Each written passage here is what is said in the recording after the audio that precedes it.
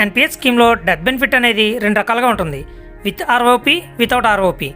ROP అంటే return of purchase price. With ఆర్ఓపిలో మనకి పెన్షన్ అనేది కొంచెం తక్కువగా వస్తుంది. అదే వితౌట్ ఆర్ఓపిలో మనం తీసుకునే పెన్షన్ అనేది ఎక్కువగా ఉంటుంది.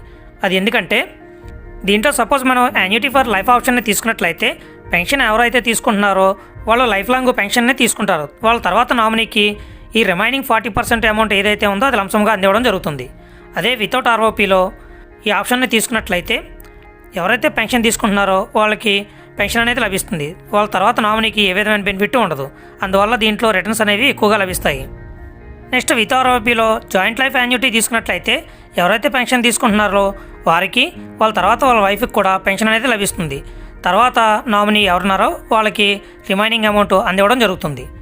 నెక్స్ట్ వితౌట్ ఆర్ఓపిలో ఈ జాయింట్ లైఫ్ యాన్యుటీకి తనకు వాళ్ళ వైఫ్కి ఇద్దరికీ పెన్షన్ లభిస్తుంది.